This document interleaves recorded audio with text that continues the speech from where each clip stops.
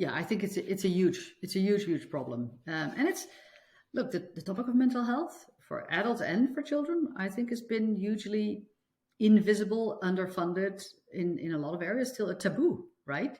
And I think it's getting better. It is getting more normalized in a way. It's getting more normalized to talk about it. The need for good support for people with mental health problems is there. We've Save the Children, as one example, has been advocating for legislation, even in the US, to make sure that funding for mental health is part of how the US government provides humanitarian and development assistance, which before was actually not really a thing, and therefore it was actually quite often missing from what was put up as activities that people felt needed funding. So even when you think about an earthquake that we saw 2 weeks ago, everybody's talking about, oh, of course we need shelter and water and food, and the more immediate things that come to mind when you look at those pictures.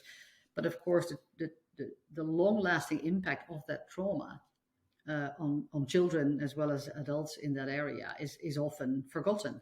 The long-lasting trauma of kids, Ukrainian kids now, or kids that have gone through, that were born into a Syrian civil war, is massive. And I do think, and I'm proud of that, Save the Children speaks to highlights the mental health issues of those kids. We give them a voice, we speak to them, we get them to say those things if they want to themselves, and then we report on their behalf of those issues. And we've done a number of reports on the Syrian mental health crisis, the mental health impact for kids in Ukraine, and the mental health impact on Rohingya children who've had to flee their homes a couple of years ago and are still in refugee camps now.